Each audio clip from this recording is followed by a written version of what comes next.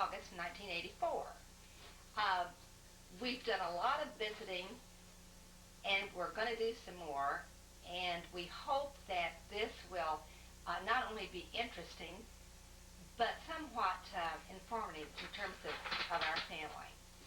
Anna, we're just delighted to be here, as you know. So glad you came. And I'm glad that you didn't know what our purpose was when I called you. I'd have worried all night. I know it. But we've already remembered a lot of things that we didn't know we knew.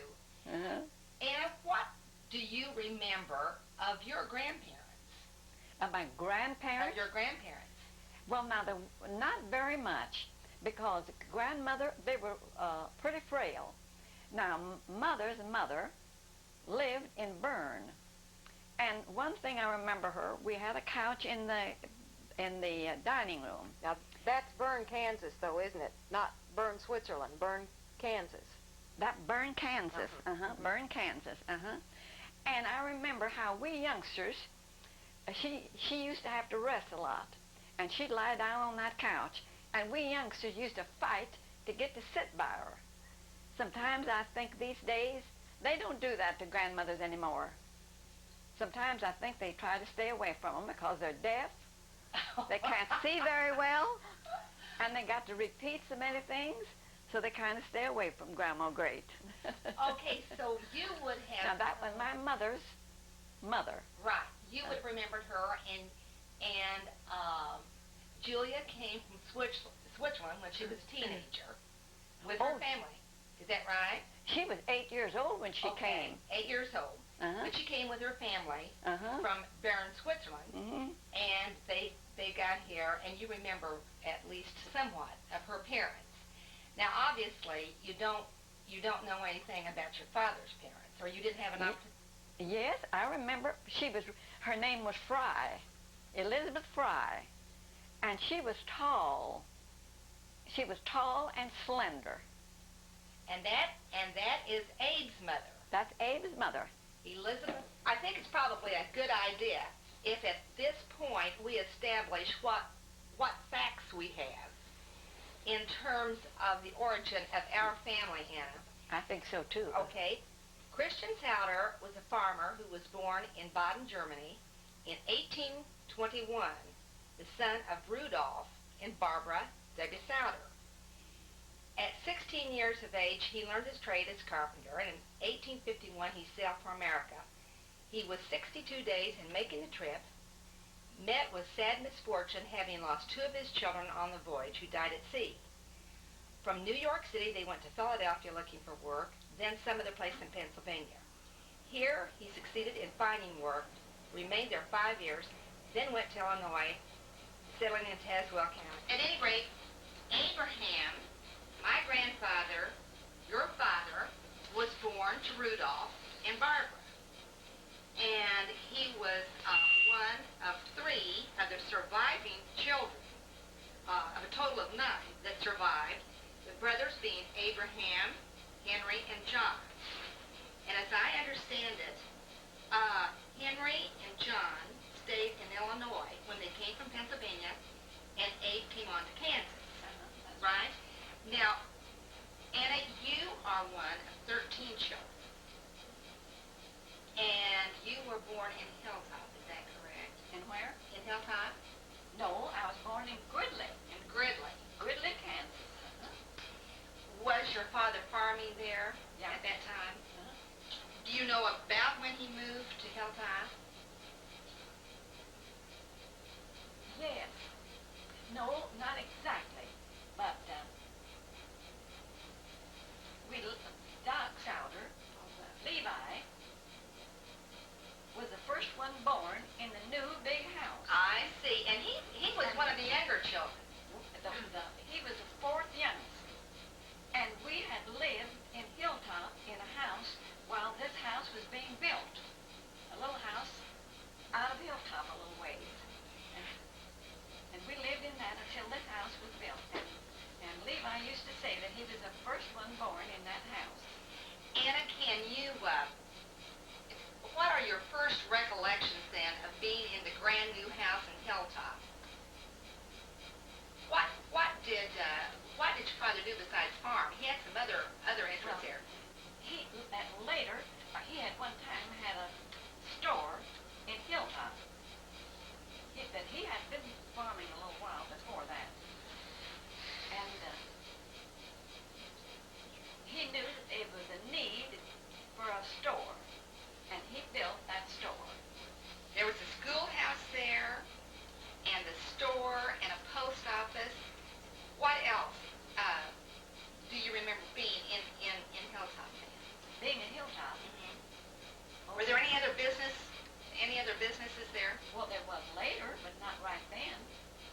Okay, you had neighboring farmers. Is that And right? then and you see, we lived on the house, and it was across the hill from Hilltop. And of course, he kept the store.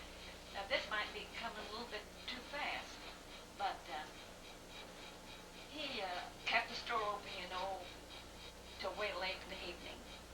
And this might be a little bit too early to say in this, but the time that you remember the time when he was robbed?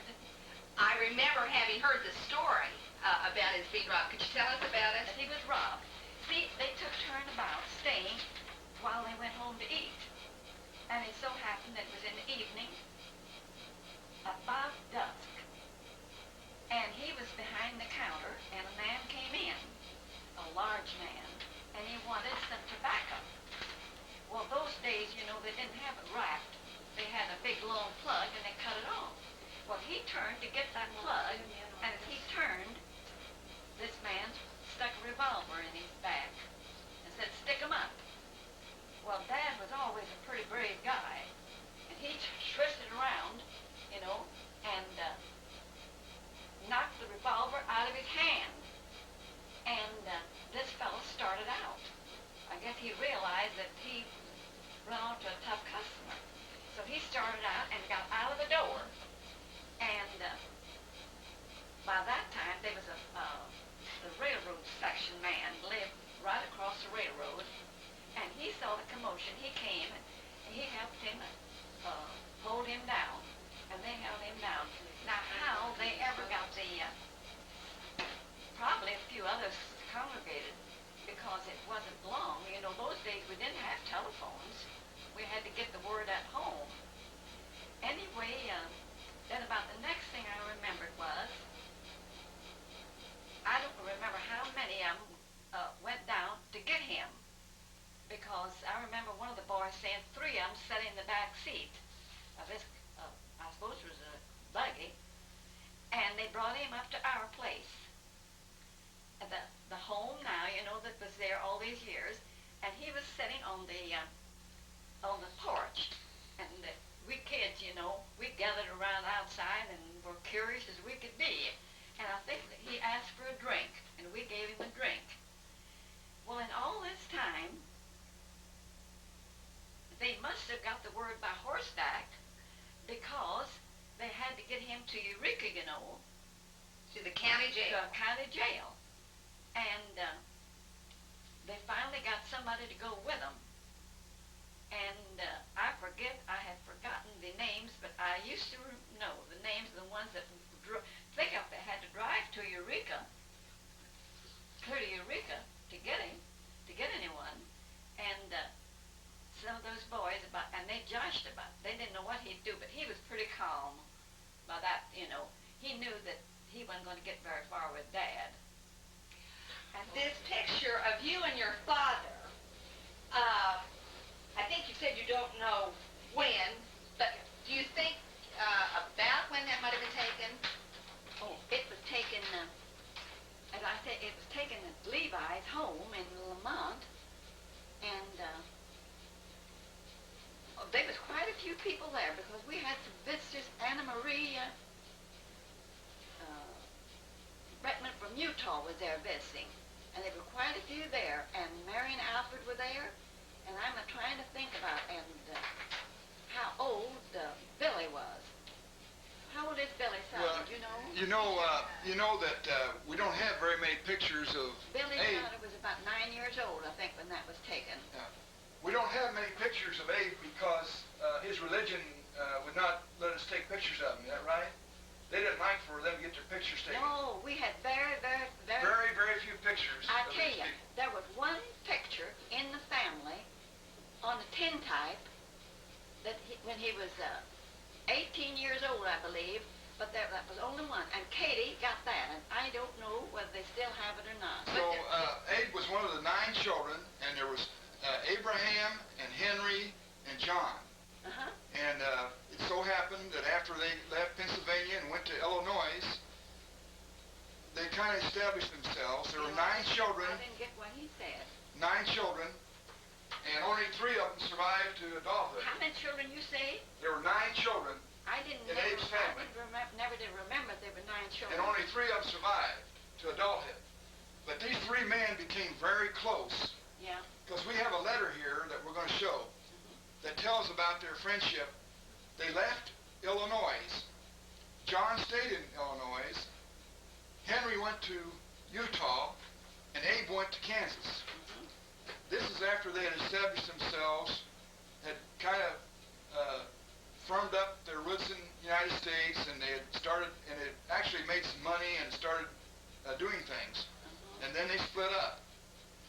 So I think it'd be appropriate now to kind of show this letter that they wrote to each other, this letter that John had written to Abe. It's kind of like a letter. Do you have that letter? Yes, I have it here.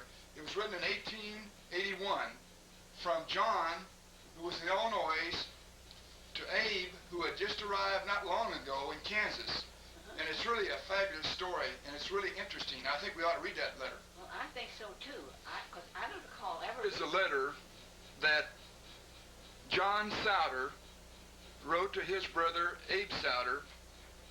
John was in Roanoke, Illinois.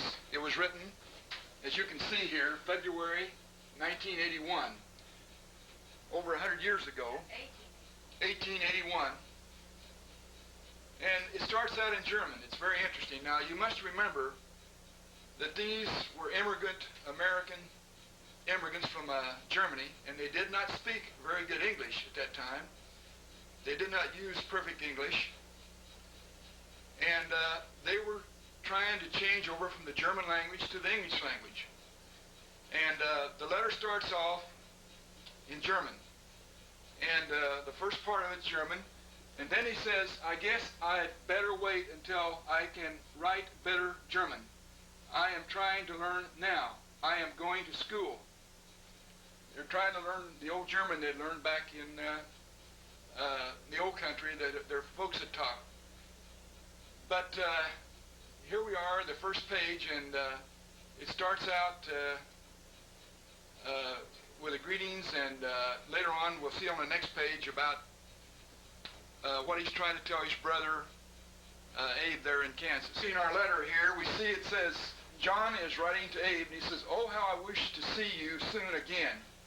You might easily think what joy it was for me to hear the good news from you.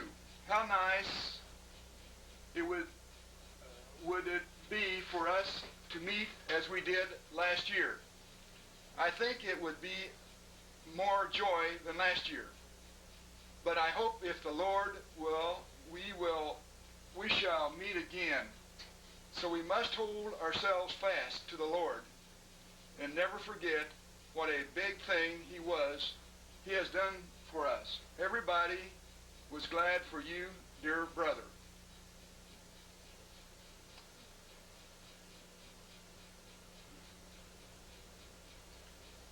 I think it goes into German down here a little bit. And the most they are joining there, it seems as if the Lord was going to call all. So we'll look and see what the next page is. Continue our letter. We can be glad that we are so far and thank the Lord, but our brother Henry is very slow. Still, I have hopes for him yet. Do please to him again and tell him how you got through so he will go at it better again. I don't know what is the matter with him. Oh, do wish he could get so far as we. I hope this writing will find you as well as it leaves me. And how is your dear Minnie? I would like to her again and have her on my, I don't know what, my greetings to you and uncles. And he names the uncles Ernst Theophil and Mary Herbst. And Now listen. page of the letter, and it says, I have a copy of that letter. it's talking about some of the relatives, and send their regards to you, and I can't read that last name. Please answer soon, your brother John Sauder. Okay, that tells us something about these three brothers that survived a very rugged time in Pennsylvania and then Illinois, established themselves in Illinois, and then spread. Henry went to Utah and Abe went to Kansas, and they were from a very strict, very fundamentalist church called the German Apostolic Church. Later they called it the Apostolic Christian Church. But it's a group of German people who immigrated here from Germany for religious freedom so they could worship here like they wanted. And they established themselves down near Virgil and Madison, Kansas, the Otts, the Luthys, the Fankhauser's, a whole bunch of German people. And they've carried on this religion now for, well, over 100 years in this area. It's a very interesting story. So we'll go talk about this a little bit more later on. You were saying that you know some of the things that happened before you got to the big farmhouse in Hilltop. Tell us about those hardships. Well, I tell you, I recall when I think about people talking about hard times. Now, I'll tell you what they went through. They had some cattle, and when they came, they brought a few cows, I think, they had a car. Anyway, they brought a few. Well, in the wintertime, there was no water on this place where they moved, and they had to drive to the Verdigris River. Now, I expect Raymond knows how far that is. Yeah. And they had barrels, and they covered them. And the roads were terrible. By the time they got to their farm, that water was about all gone. They had barrels behind the cook stove, and there they kept a fire going all the time to keep that water from freezing in those barrels, and then they used that water for the stock. Well, you know how long that would last, even because most of it was gone by the time they got home. The roads were so bad. And that is when Dad made up his mind that he would not do that long. He was going to move closer to the river. And then then they finally had, I guess the post office at first was in Burlington. Anyway, to get their supplies, they had to drive to Burlington, Kansas. And it would take, he'd leave early in the morning in a wagon and be going all day long. And Mother was there alone. Probably she might have had I don't know if they had a couple of youngsters. And it would get dark, and he wouldn't be there. And she'd go out to the road and put her ear clear down to the ground to see if she could hear the wagon. And once in a great while, she'd be terribly frightened during the daytime while she was waiting for him. And one time especially, she said she was frightened. She was sewing, and she had a thimble on her finger. And a man came in, and he got pretty fresh. And he came to her and wanted to see that thimble. And different things like that. She said it was pretty trying.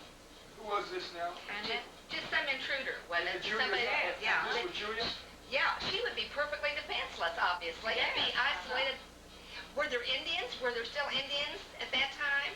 I don't recall that. But, and then I know, the prairie fires would start out. Yes.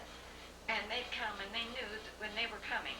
And Mother says, one time especially, the fire got so close to their house. And she was coming upstairs from the cave and had a crock of milk in her hand, carrying it outside, coming in. And she said she even used that to fight the fire. My goodness. Let me zoom in on the old house now. The house. And then we can kind of talk about what happened around the old house. We can keep talking while we watch that. Now, some things that you remember now. Remember, there was Abe and Julia, mother and the father, and 13 children to start off with. Is that correct? Pardon? Karen? Yeah, there were 13 children in the family. And obviously, the firstborn would be hopefully getting up a little bit as Just so slower than that, not so loud. okay, as the rest of you kept coming along. Now, we're particularly, as you might guess, we're particularly interested in Aaron Sauder. Yeah. And I heard from you and Aunt Mary that he was, a character from the time he was a child. He was a character. He was certainly different, wasn't he, Anna, in terms of the older brothers in the family? Well, Chris would have been, Chris would have been. Yeah, one of the But number one, from Aaron on down, the German church didn't have as much influence. Isn't that a fair observation? I know that both your mother and father worked terribly hard. And of course, I never did know Julia. She had had the stroke before I got here, I guess. And I really don't have a clear picture of her. Was she a fun-loving person? Did she have fun? No, she was, what I mean is she was more serious. Now, I tell you, she was more, I don't know, well, she could be, but she was just different than Dad. I don't know, they were completely different dispositions. Now, Mary was more like Mother than any of them, in a way. And, I don't know. One thing about Mother, especially after she went in and moved to this new place, she was immaculate. She was immaculate. It must have been awfully hard. Well, she was immaculate. I tell you, when we were kids, we had to wash the windows in the dining room and kitchen, inside and out, every week. And we had hardwood floors and scrub those floors and everything like that. And when she would walk out to the barn, they wore aprons those days. When she always had an apron on. And if she'd find any sticks or anything like that out in the yard, she'd put them in that, and then take them in the house and save them to start the fire. But she was absolutely... But she really just worked all the time, didn't she? Huh? She was at work all the time. She would have work all... Yeah. Just work all the time. Don't I remember Daddy saying that she midwifed for... Oh, yes. You see, there were a bunch of families, the Brankmans and the Odds and Winslers especially, and they were all about the same age. Well, if one had a baby, the other one had a baby. And then they'd go to each other's houses, see? And the shooters was in that, too. And that's the way, yeah. And she brought in, I don't know how many places she'd go to have these babies. And one thing about Mother, if there was any sickness around, no matter how many miles away, Mother went to help. She never had a disease that we knew of as long as she lived until she had her stroke. She never had the measles that she knew of, and nothing. And there was no disease she was afraid of. And I remember one time when there was a family, it was a typhoid epidemic. The name was Rickaball. In fact, Lloyd Keith, my son, married a daughter of a Rickaball. And they lived on our place and later on. And they had, I think, 5 or 6 children had typhoid at the same time. Well, people were afraid to go there, but Mother wasn't. She'd go there night after night and stay with them. And 3 of the children died. 3 of the children died during that epidemic. But Mother wasn't afraid at all, and she was known all over the country for her devotion to sick people and to help people out. I think Daddy said that she never wore a wrap. She'd go out in the bitter cold to do chores or whatever. With no gloves. And never have any, and he said he never remembered her taking any medicine. No, that, yeah. In her trial. Well, tell us what you used to play with your brother. I'll tell you something about that. Mother had this might be out of line, but I think it is something that's absolutely ridiculous. Mother had, I think it was when you see, I was 13 years old when my sister, 13 months old, when my sister Emily, the one that died at 15, was born. And Levi then was 2 years younger than she. Well, okay, there was 3 of them then, that age. Well, and then she got the inflammation of the breast. And no telephone, no car or nothing. And her breast swelled up and got so red and inflamed, and she was in such misery that it was just unbelievable. And Dad got his razor, Oh, quit. a razor, with that razor blade, and he Opened it. lashed that breast at the spot where it was the worst. Oh, my Did you ever hear that? gosh. No. And he said Right here. that it absolutely Right. made a bowl, a pus, just made a bowl. He told it many times. It made a bowl, and I don't know how much it felt, and she was relieved. Anna, we're going to change now, and we're going to talk about a picture here, and we want you to comment. Just a minute. We'll get set up in just a minute. Picture now. Anna, tell us about the picture. Tell us about. Tell us about the picture. Well, we were snowballing, but imagine it. Did she have a hat on? Oh, yes. Yes. And Aaron was dating her. What's her name? Clara Whitworth was her name then. Was she a neighbor? She was she had her sister lived, Mrs. John Fankhauser, that lived close to there, right there in Madison. Those John and Laura Fankhauser. Yes. Well, it was her sister she was visiting, and Aaron went with her quite a when she come there. How old do you think you might have been there, Anna? And me? Oh, I don't know. Well, you see, I didn't get. You see, I was engaged, and then I didn't get married till I was 27. I expect I was about 17 or something like that, 18, something Look like at the that. pretty horses back there. The Yeah. Beautiful horses. Yes. Yes. You had a very fine farm. One of the nicest farms in the county, was it, Anna? Was it one of the nicer farms? This farm was one of the nicer farms in the county. Oh, yeah. Well, you know about the house, don't you? It was I tell you, it was the first house that had a bathroom in it. And I'll have to tell you the story. Do you know about the bathtub? Tell us. You know about the bathtub? No. Well, oh, you don't? Well, anyway, he couldn't get a bathtub for this house, and he had one built. And Bill Sauder has just recently, then when Doc got married, he took this bathtub up to the farm. He moved, it was Beulah, and they didn't have a bathroom. So he took this old tub up and put it in the basement and put a blanket around and made it. But to make a long story short, this bathtub, it was just about to be discarded. And Doc thought about it.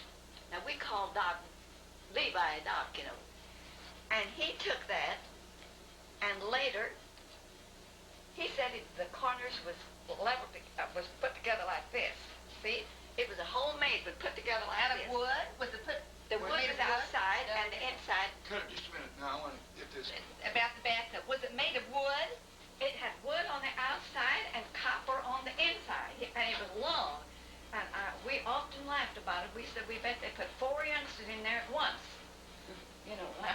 Well, then Doc moved that, and not very long ago, Billy Sauder saw that. He picked it up, and they rescued it out of their garage that he had. And today, Billy Sauder is on display in the museum up in Topeka.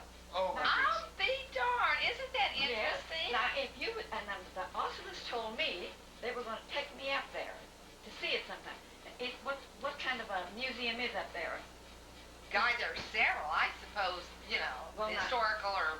Now, Margie, it's up there, and they told me that it was made like this. The outside was. I mean, you know, the corners was made locked together like that. I can just see that old tub, because I remember that well. You know, those four boys was younger than me and Mary, and, you know, everybody had to help themselves. And I expect four of them used to get, it was long. But I would love to see it. Didn't you or Mary tell me that Daddy wanted to take care of his photographic equipment and his treasures, and that he built a great big chest right into the floor and into the wall in his room? Do you remember this great big chest? In fact, I saw where it was. And that he got so tired of his younger brothers and sisters getting into his things, and he just literally built this chest and right and put a great big padlock on it. Lock on it. That's right. Yeah. Now he used to hunt a lot and trap a lot along. He was the inventor. He tried everything. Now I tell you how different his things were. He visited in Utah once. You know, Sister Minnie lived in Utah. Yes. And he went to visit her. And, of course, they visited around. Well, while he was there, someone made burnt sugar ice cream. You know what it is? Yeah. Okay, he learned how to make it. And when he came back, it had never been in this around here. He made that. And he made that ice He cream. loved it always. Listen, tell me about when. Now, we have to wait until Aaron's grown up a little bit before we introduce Beth, I think, don't you? Tell me about when Daddy ran away from home. Well, I tell you, I don't, yes, as far as, now, I don't know what the trouble was. And it seemed to me like he had a bicycle. He did. He had a bicycle. Well, he got as far as Opie and wrote a letter. See? Well, didn't he and Abe have some problems regarding how Abe was disciplining the children? Probably so. Yeah, probably so. And Aaron interceded. You see, Dan, you know, he was ambitious, and did daring things. And Aaron wouldn't do that, but Dad didn't approve of it. You know, Dan went to a dance one night, and Dad got a hold of it, and the next morning, Dad was waiting for Dan when he came downstairs, and I remember that. He was a great big kid. He gave Dan a whipping. That's the first whipping I ever heard of in my family. We're going to a dance. Huh? We're going to a dance. That was just not approved for the church, was it? No. Oh, I see now. But Go ahead, Carol. okay. But anyway, as I remember the story, Daddy and his father had some problems about discipline of the children, the younger children. He ran off on his bike, rode home, and then I guess eventually Julia just absolutely insisted that they take the wagon and go up and get him and the bike and bring him back home. Oh, they were heartbroken. They were because I tell you, Dad and Mother, they weren't too affectionate, but they worshiped their children. They weren't affected, you know, like some of them, but they worshiped their children. I'll have to tell you a story about that sometime. Well, do it right now. About him. Well, Barbara says just talking to the mic. I think our audio is all right, but just make sure that we talk into this mic. In that direction. Talk in this direction so we be sure and hear. Okay. Go ahead. Tell the story.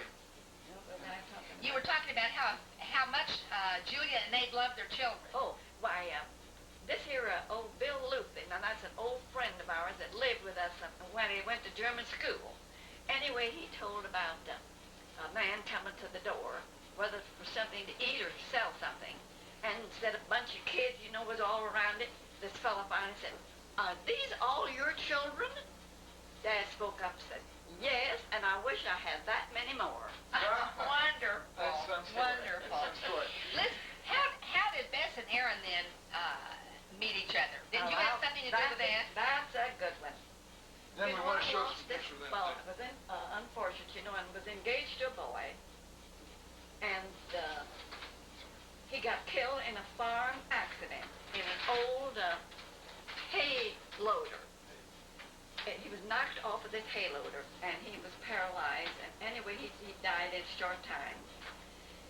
Then Aaron and I but I was always close to the boys, much closer than to the girls. He took me to the World's Fair. He also had a girlfriend working. California. Lula Loveland, a second cousin to your mother, that had moved to Idaho. And so, okay, he decided to take me to Sister Minnie, and at the same time see this girl. And so it was in Idaho. So we visited Minnie, and then we went to Idaho to see Lula. And she was living with her brother, and she taught school. And we'd visit there, and she would go to school in the morning, and I especially remember one morning, and Aaron and I would stay there and wait for her.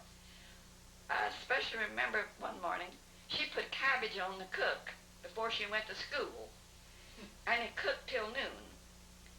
And anyway, to make a long story short, pretty soon Aaron said, oh, I got kind of sick. We had gone on the boat for a while. I got kind of sick. Aaron came to me to the bed, and he said, Anna, get well. I've got to get out of here. I've got to get out of here. Cabbage did him in. He got so okay then. You know, we was a good friend of Aaron, Bess and Augusta. I was a good friend. You were, yeah. Yeah, You were. good friend of theirs. You I were. just loved them. So, what was I talking about now? Well, we were in Idaho and the cabbage and how. Oh yeah. Well, then we went to Oregon to see the uncle. Bess had told us, we went to see him. Oh, that was a grand old couple. It was she was the sweetest thing. She made tea for us, and oh, she was so sweet. Well, he was a great potato raiser. And he said that you have to take Betsy a potato because she loved potatoes. Well, Aaron wanted me to put it in my bag. I said, nothing. You put that in your bag. And he did. Well, we wagged that potato all the way. Oh, I had it that long. Oh, it was a big potato. Biggest potato I ever saw. Enormous potato. Well, Go ahead. and of course, when we got home, he kind of wanted me to deliver the potato. I said, nothing doing. You took the potato, you delivered. Well, he went down and delivered. Maybe I went with him. I don't know. Well, she was teaching school, right? Yeah, but he went down one evening and delivered the potato. But it took the longest time to deliver that potato I ever heard tell of. And from then on, it was nothing but Bessie. And I felt bad about Lula. And she was a good friend. See, she had stayed at our place, boarded when she roomed there, when she taught school. Mm-hmm. Well, I didn't want to pretend like I knew anything. Aaron told me right away, this is it. So then I wrote to Lula. I went to Utah then instead. I wrote to Lula, and I said, have you heard from Aaron? I haven't. Well, I knew she hadn't. So that was it. And then from then on. Was it a whirlwind courtship You mean of Aaron and Bess? Oh, How long did they date? I don't know. Anyway, he spent an awful lot of time then in Eureka. And one night he drove down there with horse and buggy, until he bought this Model T. And he got sleepy one night and close to Hamilton, he crossed the railroad track, got off of the road, and crossed the railroad track where he wasn't supposed to, but he made it. And the horse and buggy? No. He had a Model T. Model T, okay. Let's move over now. Let's stop a minute, and I want to zoom in on Mother when she was a young school teacher, okay? Talk about that picture. How old was Mother? How old was Mother? She was 28. Who was? When The she picture's married. good. Oh no, in this picture, I think gosh, probably in her mid. That's when she was teaching, wasn't it? In In your Eureka. right. Listen, and I love your story about what Bess told you after the honeymoon. After the Yeah. And then, of course, they went. and that, but we all, see, Lula Loveland had boarded with us a year when she taught school in the Hilltop. And I could tell you things about, she was a lovely girl, but she wasn't Bess. Anyway, we all, of course, Aaron would go down and get Bess, you know, old Aaron, and then we just all loved Bess. And he got this Model T, you know, about the first Model T around. In the county. And oh, was it? Oh, I know it was. And but after then, when they got ready to get married, you know, they went to Wichita to get married. Well, they had decided to go to Colorado, you know, on a honeymoon, and this, so they just went right down there and went right from there. And it must have been Dan and Myrtle that was with them at one in the Alice Hotel. Well, I don't know how long they were gone, but they came back, and of course they came to our place in at night. And I went upstairs with Beth, thrilled to death to see her, you know. She was my new sister, you know. And old Beth began to laugh. You know how she did. She began to laugh. Yeah, she would just crack up. Just a minute. Let's change here. I'm going to change over here. So they came to your house after they got back, and Mother started laughing. Yeah, well, I went upstairs with her gun packed, you know. I couldn't stay away from her. And she began laughing. And she said, Anna, I've got to tell you something. I've got to tell you something on Aaron. And she said, of course, in Wichita, she said, you know how modest Aaron was. She said, well, we went, it was time to go to bed, and she went in the bathroom. I suppose they had a bathroom there, you know, and undressed and went to bed. And here Aaron went, here Aaron came. She said he had on a nightgown and long underwear. Now, this is the end of June, you understand. This is June with long underwear. On his wedding night. Wedding night. They were thin. Thin? Okay, all right. They were thin. We're getting credit for having thin. Underwear. Oh, she used to laugh about. Oh, I think that's so. That is funny. That's hilarious. All right, shall we? Good? I wonder if we can move on and talk Where about. did they go to housekeeping first? Right there, I think, Anna, I think the house right there where we grew up. I believe so too. I think that's the. I think there were. We're going to go by there and take a picture of I think still they just. life. I think they just lived in two houses. Yeah. I'm sure that's true. That's We true. were all, I don't remember about the well, we were all born right there in that, you know. In Well, that, Lesson wasn't. Didn't he go into? Was he in business?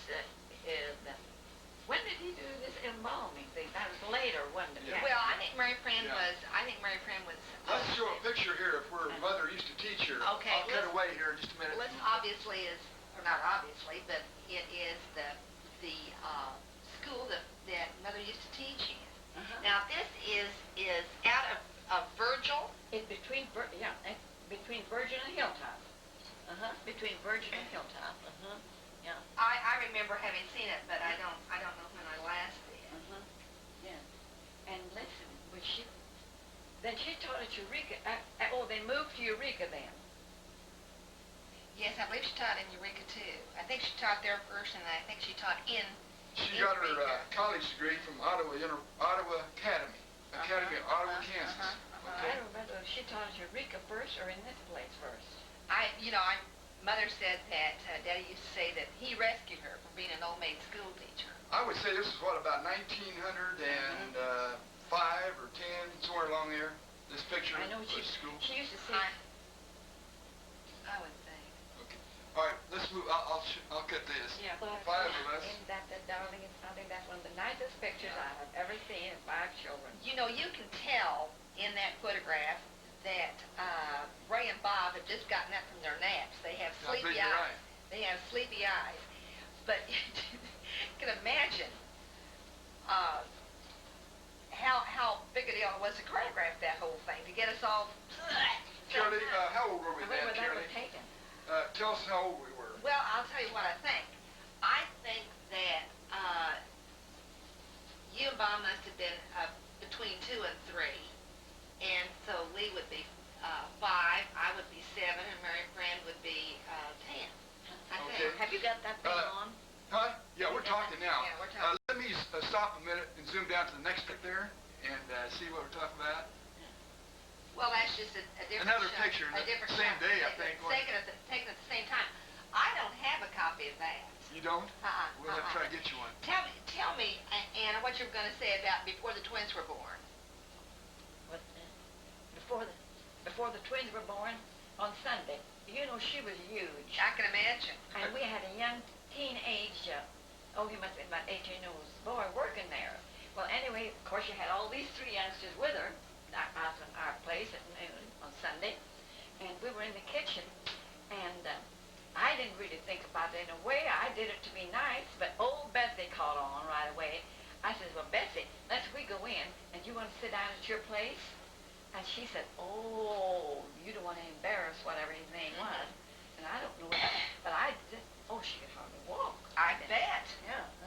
No, I tell thee world. Then it was Mary that helped deliver the twins. But just, and I have to talk about Leland. They used to come out there so much. And Leland and Lloyd Keith are about the same age. And you know how kids are when they're about 10, 12 years old. They try to show off. Hold on just a minute. I'm going to zoom just a second. And Leland were about 10 or 12. Well, you see, he used to come out and stay all night with us. Right. Well, Lloyd Keith, you know, he was big enough. They were big enough to do chores, you know, little things. Anyway, they'd gather eggs, you know, together. And then one evening, they went out to the barn, and I suppose Keith was showing off, and he told Leland where to get the feed for the horses. See, you know how the boxes are on the side, Yes, I remember. with the hay in the middle. And Leland came and he poured that right in on the hay. See? And of course, Lloyd, you know how that is. Bawled him out. He said, well, that box is supposed to be for to feed the horses. Leland said, I thought that was for the hens to lay eggs in. See, they had gotten eggs and laid eggs in that, I suppose. Right. Oh, I remember your feather bed. Oh, that feather mattress. Oh, what joy. What real joy it was to come out your house and sleep on that, you know, in the winter, when it was cool, on that feather mattress. Oh. Oh, golly. That was just wonderful. Right. You know what happened to those feather mattresses? Sally, when she was first married, they came to my place anyway, and must have stayed all night anyway, and he got, I had them made into mattresses instead of that puffy one. Yeah. Puffy one. He thought that was the most wonderful thing he ever had in his life, that feather mattress on there. So I gave him one. Oh, that was mighty rich living, as I remember. Okay, let's pause a minute and talk about this. Talk about what Aaron did throughout his life. He had a lot of careers, and he was always inventive. I think he was inventive and creative with what he did. Now, I know that, or I think that he left home at rather an early age and worked on the railroad. Is that right? He did what? That he left home when he was pretty young and worked on the railroad for a while. Who, Aaron? Uh-huh. I'm just sure that. Yeah, he was on the engine and used to, I think, throw coal in the boiler and all this sort of thing. Then he came back, as I understand it, and went to school. Had some more school, and then he went to Kansas City. Well, he went to, 1 year he went to school. He went and took the 8th grade over. I just got the picture of the house, the school that he was at, and his teacher that he went to, that married Matherly. You know Matherly? That married Mary? Okay. Let's talk about this. Well, all right. But then he eventually came back, and I think he took violin lessons for a while. And then he had more school, and he eventually went to Kansas City to become a mortician. And I read him quote Professor Williams all the time. And Aunt Anna's just given us today this diploma. Which we're looking at now. Yeah, right, that we're seeing now. Dated March And it's been left in your old 1950. home. Right, that was down in the old house. All right, now just a minute. I'm going to cut away from this. We know that he was in the retail business, but he had a furniture store that he built the building down here in 1923, and that concomitant with the furniture store. He was indeed a mortician. I think it was about that time that he started making big boy furniture polish. And Anna's told us today that they recovered a lot of empty bottles down in the old barn that were sold rather productively.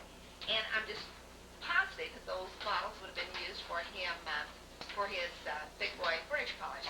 I remember one time he said that furniture polish was no better, no worse than any other furniture polish, but it was his, he made it, and that was that. Then we know that when Mary Fran was small, probably a year old, his health was poor, and he was advised to get out of this business. And I think he really did not like the retail business, because I remember him saying, if somebody would give me the best retail business in the world, I wouldn't take it. And he then decided, because there was an oil boom in Greenwood County, that he would make tanks to store oil. And I guess he started under a tree someplace, just beating them out, and his father came by and wisely said, they'll never fly, Orville. But Aaron persisted and did so very successfully. And I think became respected in the industry for, integrity and honesty and making a fine product. From that, of course, he was tempted, seduced into the drilling production end of the business, which I think he enjoyed, and I guess he did rather well at that, too. We got a nice shot of him. Shall we just take a quick shot of that, or not? Or save it? Well, that's all right. Go ahead, Charlie. Maybe, what was Anna going to tell us now? That's very good. Let's bring him right up. He ended up his career as an oil and gas man down south of Burlington, and he did quite well there. But Anna, what did Anna want to tell us about? What we're going to talk to Anna about? Oh, she wanted to talk about Beth and Aaron in their later lives, but I just want to say this, that Aaron was terribly energetic and resourceful, and I remember his saying to me what he was going to be doing in 20 years. From then, when we were on a trip to Colorado, I think he probably was 85 years old at that point, and I was confident that he probably would be doing that. Mother, as we know, was a school teacher, which was, I suppose, at least somewhat daring at the time, although probably the only thing a woman could do was... Well, and during this time, don't you know he formed an oil company of his own? Ale Oil Company. Aaron Levi. The Lone Wolf. The Lone Wolf Oil Company. The Lone Wolf. Yes. The Lone Wolf. Because, and listen, Bessie didn't know a thing about it till she happened to be reading in the paper about the Lone Wolf. And she said, I wonder who the Lone Wolf is. Aaron confessed then. Finally told her. Finally told her.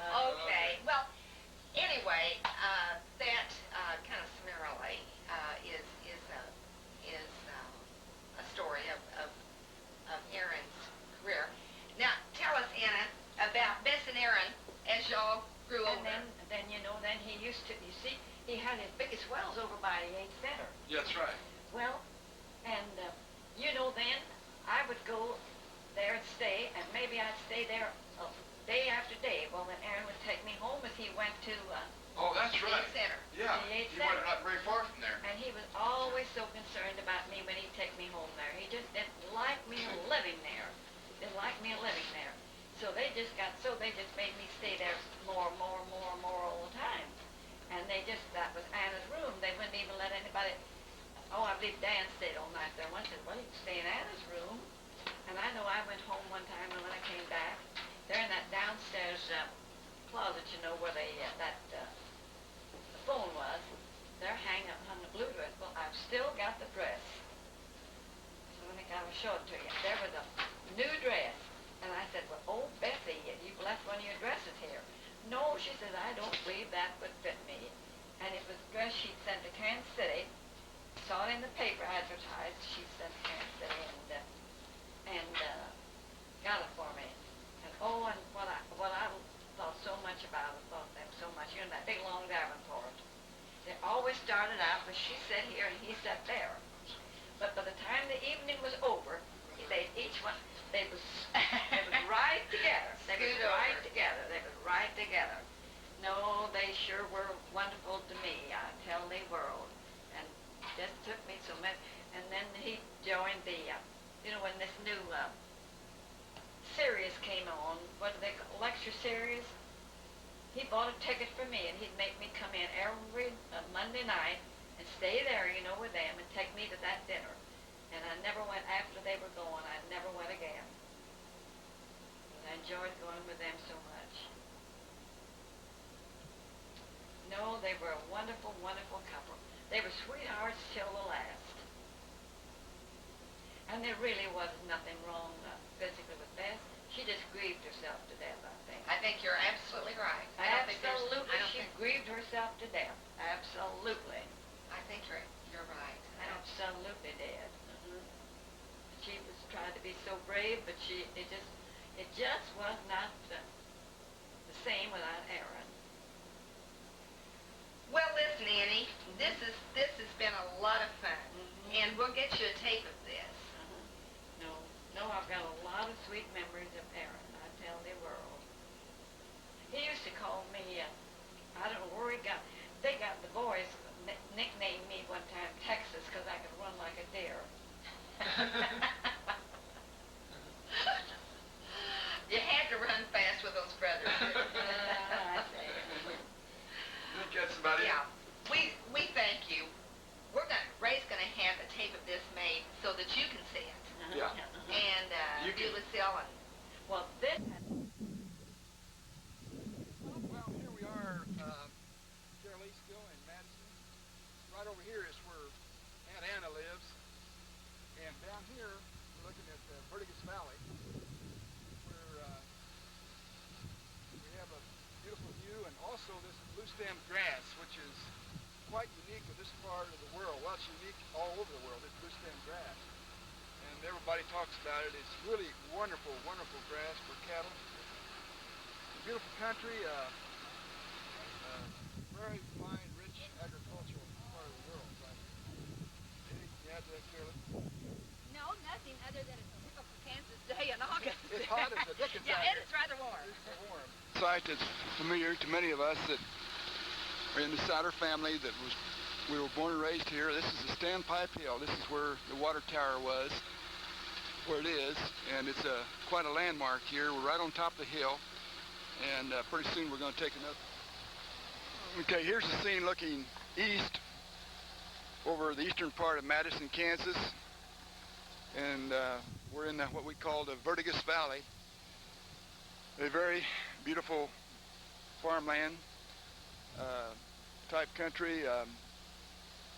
We can see there's a river on down there, there's a bridge, and in that direction is where Aaron and Beth Sauder live most of their life, most of their married life. This is a house where all 5 of us children were born. Mother and Dad Sauder lived here from the early 1900s till 1944. And when we went off to the war in 1944, we lived here and we came back. Mother and Dad had moved over to Grandfather Abe's house, which we'll see later on.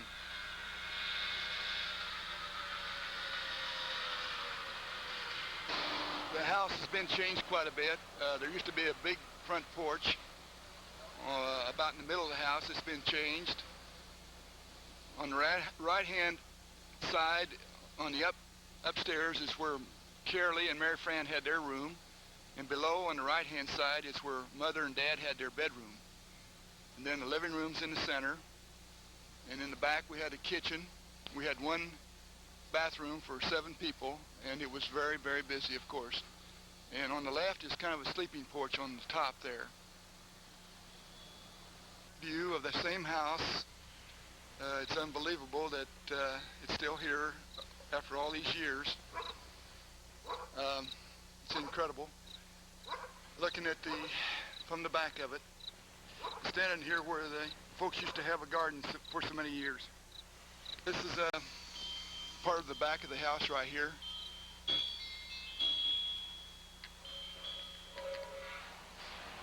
Well, here's the garage that it's unbelievable. It's the same garage that we had way back then, 40, 50 years ago, except the roof has changed. But those are the same bricks that we had, the same construction, basically, of the old garage that we had back in those days. And there's a garden there where they're growing tomatoes, and that's where Dad used to each year grow the tomatoes in the same place.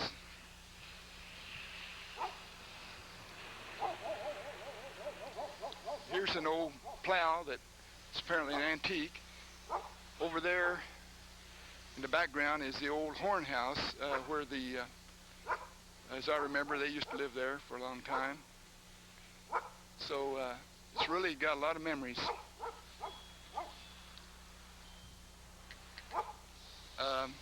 Goodness, I remember Carolee and Mary Fran learning how to drive a car. And that was a kind of a small target, as I remember, and you can still see the cracked bricks there where, who knows, it might have been something that Mary Fran and Carolee left. We're at 207 Lincoln, Madison, Greenwood County, Kansas. And it's an incredible sensation. This is where the piano was, and Bess used to stand at an angle about like this with a gun while we practiced. The home is beautiful, and lovely people occupy it. Who are they, Carolee? The Imshers. That's good. I wouldn't mention that. And the old, Mary Fran, you'll be glad to know that the old pantry is no more. That had to be scrubbed, whether it needed it or not, every Saturday. Okay, hold on. Living room. The front porch has been enclosed into an entryway, which is a great thing. Over here, of course, is the bedroom that inducted us all, or into which we were inducted, the five of us. And I remember there was a sofa here when Bob and Ray arrived, and I came home, and there was a baby on each end of the sofa, and Lee was in a crib right over here.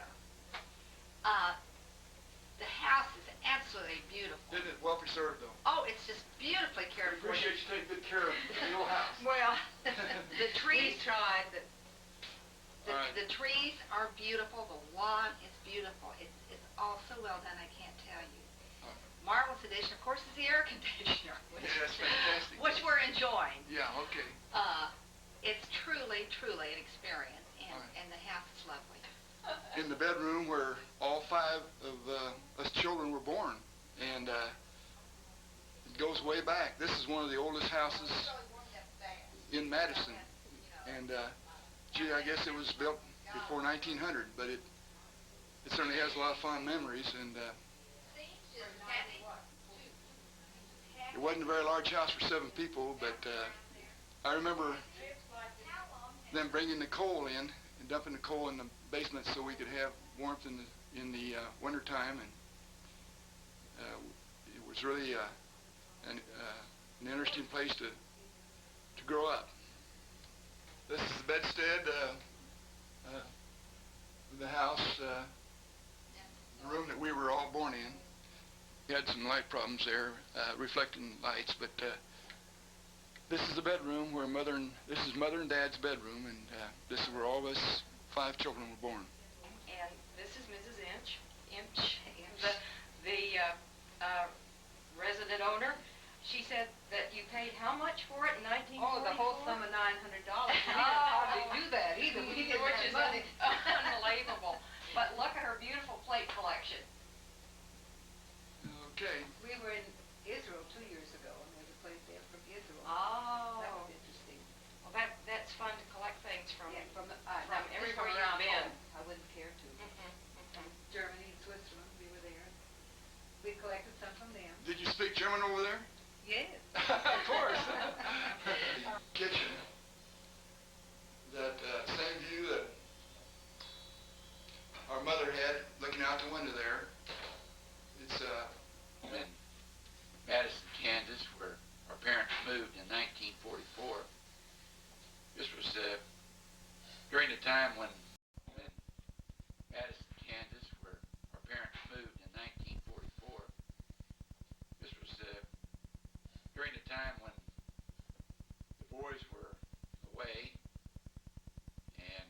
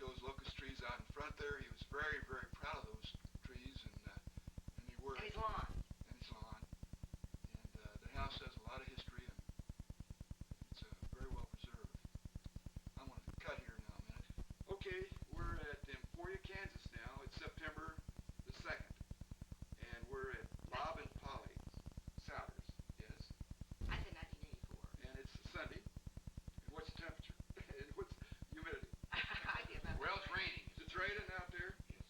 Okay. Well, let's see. We showed a picture of Mother and Dad's house where they lived till 1967. And let's see, after their death, what you were talking about now? Well, let's talk about how darling we were when we were little children. Well, I think that's a wonderful subject, don't you? We were all angels, as a matter of fact. That's true. I remember it well. And I've said about these photographs that we have here. I'm sure that just before and just after we were scrapping, plotting and fighting, Bob and I used to do a lot of, hand-to-hand, fist-to-fist workouts. And Mother, I think, really had a pretty basic philosophy about the whole thing. If blood wasn't running, she didn't intervene. I mean, just every man for himself. Is that the way you remember it? well, yes, I remember, with 5 children in the family and 1 potty and a pretty small house. And of course, economically, things weren't always good, Bob. Dad went through some crises, some very definite crises, like everybody did. And I can remember some pretty tense and pretty rough times. And under these circumstances, things are not always just copacetic. Well, they both worked just, 24 hours a day. That's what I remember. Work. A total dedication. What about you, Bob? Does you remember work? Well, I wondered if Dad liked to work so much and stay at the office late at night and all because of us kids. Because we were always carried on. You think it was an escape mechanism? Yes, I think it was more pleasant over there. You don't think it was their religious philosophy that work was the virtue pleasing to God, like these German apostolic or... I think that's part of it, but I think People there's other factors involved too. Mother used to threaten us constantly with the old thing, whether your father gets home. Yes, I remember that. Darren just didn't come home. He solved that problem by just not being around there very much. Now, It was always a real treat when Aaron was around. Yes, it was a rarity. And when we would go motoring in that great big Hudson, that 9-passenger Hudson. Super 6. Some of the funniest things like that ever ever did happen. You could put folding chairs between front and back seat. Oh, yes. And it was colder and hotter in that car than any place in the whole wide world. But we used to occasionally, go riding on Sunday. Stop and That's get right. hamburgers, 6 for a quarter, and that was our eating Big out. deal. I mean, that was And eating. Gridley and Virgil, we used to buy them 6. And then we were required to go to Eureka, Kansas on Right. vacation. And as we grew up and became a little more assertive, we gradually... Shirley, let's talk just a second about the audience with the Pope. You know what I'm talking about, Bob? Indeed. I heard you talk about that the other day, and I Remember, never... Shirley? Yes. Tell us about the audience I'll with the Pope. be eager to know about this. Audience with the Well, Pope. you did it. Sunday afternoon. It was a ritual, though, Saturday night. Saturday night. Okay. Mother would corral us, and she'd say, all right, we're going to see your grandfather Sauder. And actually, several of his children did this, those who lived, in the area. And so she marched us over there, which was probably a block and a half. And we were threatened within an inch of our lives. We had to be quiet. We had to sit there. That's correct. And basically, everybody just sat there. That's right. Abe would not have his German Bible, always in his lap or at the table. And he wouldn't say anything. He really didn't want us to be over there in the first place. And I don't know why in the world this had to be done. But anyway, when he closed his Bible, it meant everybody out. And at that point, he would get his little jar of mints. And you were allowed 2. No more. And then he would get a package of juicy fruit chewing gum. And, with a lot of ritual, give us each a stick of chewing gum. And he was always terribly pleased with Bess and Aaron, I think Ernest and Fanny, because there were 5 children in the family. The gum came out even. And he thought that was absolutely efficient and marvelous. Good idea. Well, that was really a part of our life, and it was really something I remember very definitely. Tell you what, let's... This is a picture of Dad out on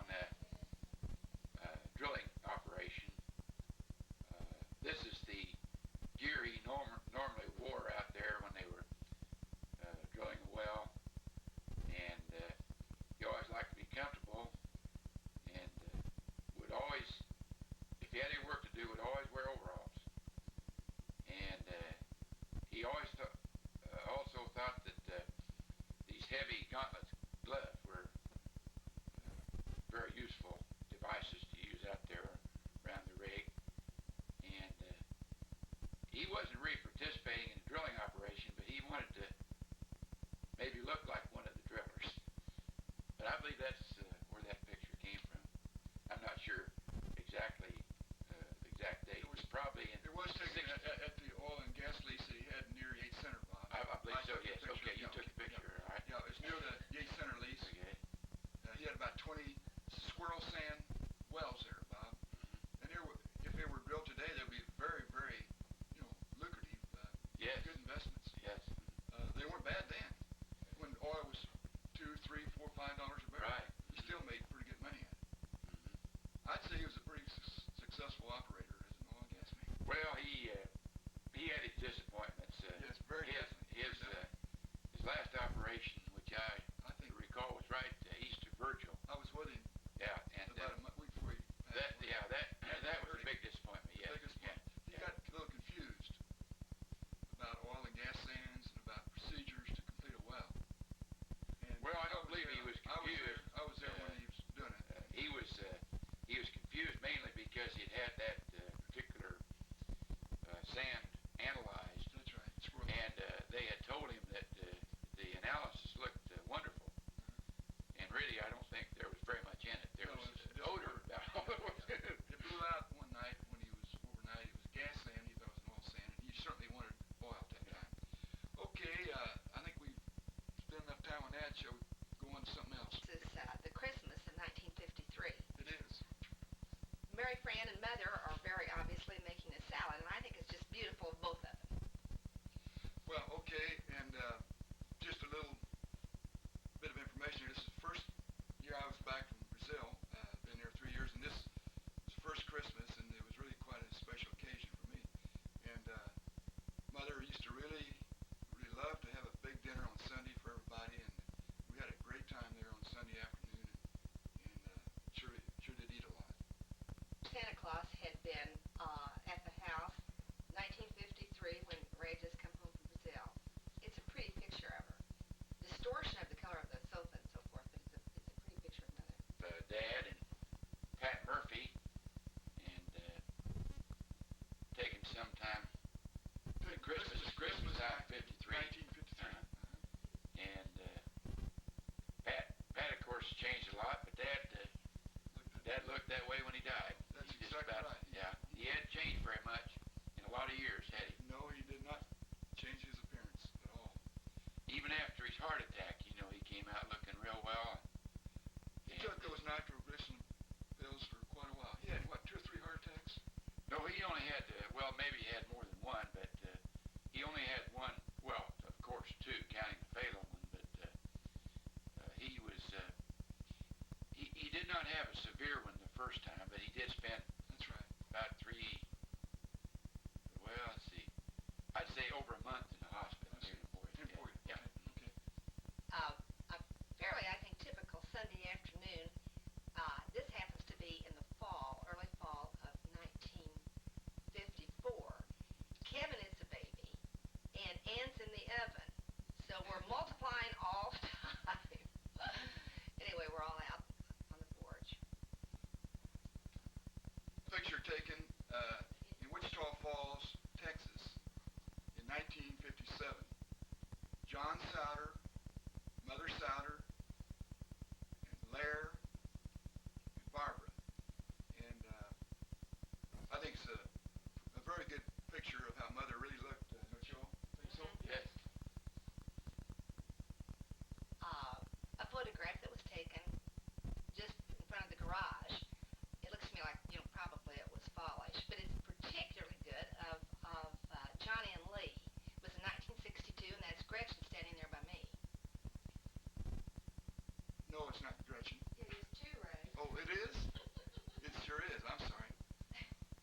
Taken in Shawnee Mission, countryside, Kansas, in 1962.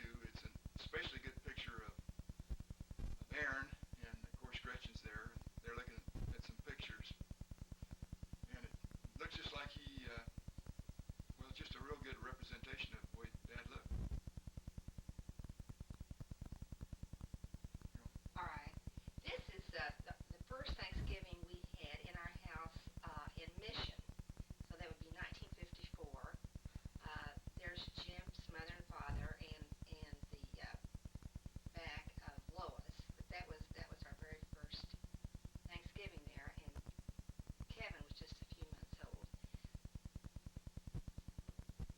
pictures taken of Mother and Dad that I know of. It was taken, when, Barb? 1966.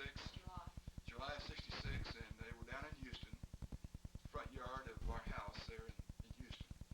And that's a pretty typical picture of the way Mother looked at that time. Ray and I taken, we believe, sometime in 1944,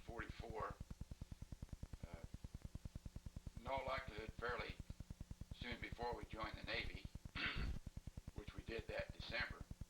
It's probably taken the front yard of our house. Don't you think, Bob? Yes, and come to realize it, I'd say that this was in the summertime because see the green leaves back there in the background. Grass. Mm-hmm. Okay. In December of 44, during the war, and this is a picture taken at Great Lakes Naval Training Station up on, on the Great Lakes, soon after we were indoctrinated into the Navy. We stayed in it, what, a couple of years, Bob? Yes, not quite 2 Till years. duration, yeah. USS Boxer. And it must have been taken, what, 1945? Yes, sometime in 1945. And we were on the Boxer, and we got to see Southwest Asia. I mean, Japan, Guam, Saipan, Philippines, where else? Well, China. China. We got Yeah.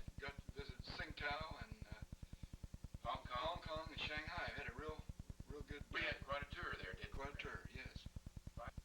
Lee, Bob, and Ray at a Kappa Sig fraternity party at the University of Kansas. Yeah. Circuit 1940. of the 49, 50, somewhere along. No. Let's talk a little bit about the big war, Second World War, and how we enlisted in the Navy. Go ahead, you can take it from there. Well, I think, of course, we went to Great Lakes Training Center for group training, and it was severe winter time during our training. I remember how bitterly cold it would get. Remember when we did the guard duty out there and you Oh, about yes. freeze and the wind would blow off the lake. But the story I remember, which I think is the most significant thing about our tenure there at Great Lakes, was the time that I developed scarlet fever. And it was one of the saddest days of my life because you and I were separating. We've been together now for 18 years, Yes. and inseparable at that time. And so I remember, I wasn't particularly sick, but it's just the thought, well, here we're separating, and he's going off, probably get on a ship, And this is during the worst time of the war. yes. Men were getting killed and shipped off and never heard from, and all this sort of thing. But anyway, I remember that after I'd recovered from scarlet fever, never was very sick, but I was assigned to a new company. This new company was merely at the stage of training where I was when I became ill. And I liked the guys really better, except for not having my old buddy Ray here with me. Why, I liked the new guys real well. And I remember we were out there practicing marching on the grinder, and as I was walking along there, I could see a figure about a block away, and I said, if I didn't know better, I'd think that was Ray walking along there with a knapsack on his back. And so as we would make our maneuvers on this grinder, we called it, why, Ray kept getting closer and closer, and I finally knew it was Ray. And finally he walked right by us as we were marching along. And of course, you never would break ranks and wave or anything like that, Of course but not. I got his eye, and he could see where I was. So we broke up the training for the day and went back to our barracks, and there was Ray. And I said, Ray, what in the world's going on here? I said, you've had all this training that we're having here. He said, I don't know what happened, Bob. Said, I just got orders to come over here and Well, join your group. Let me clarify something here, and this certainly is a gospel truth. Naval history was made during that time. Now, I've been a little facetious, but what happened was I called Mother on that awful phone. We had it lined up there, and when I called Mother, I said, Mother, I got bad news. Bob has got scarlet fever, and we're going to be separated. And that this is, I know, bad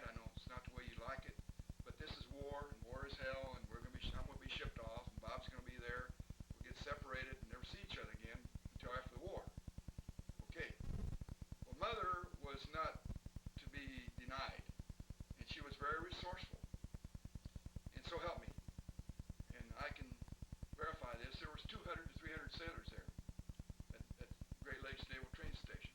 You mean She called, 2 to 300,000. yes sir, 200,000 to 300,000 sailors. She called the commandant, the admiral, in charge of that base during the war, and said, my twin boys are training there, and I don't want them separated. I don't care how you do it. I want you to get them back together again. During the middle of the war, all these battles going on, and Mother calling the commandant and telling them to get us. And indeed, they did. They asked me, they called me out of training, they said, we had all these brass, all these big officers there, and they scared me to death in this big room. And he said, Seaman Sauder, we're going to give you a choice. You want to go back and get all your training over again with your brother, or do you want to get shipped out with this class? And I said, I'll do it over again. So they sent me back, and that's when you saw me. And that's the truth. And Well, Mother, I tell you, Mother was the most determined person that I've ever known in my life. If she got something on her mind, there you are. she would get it done one way or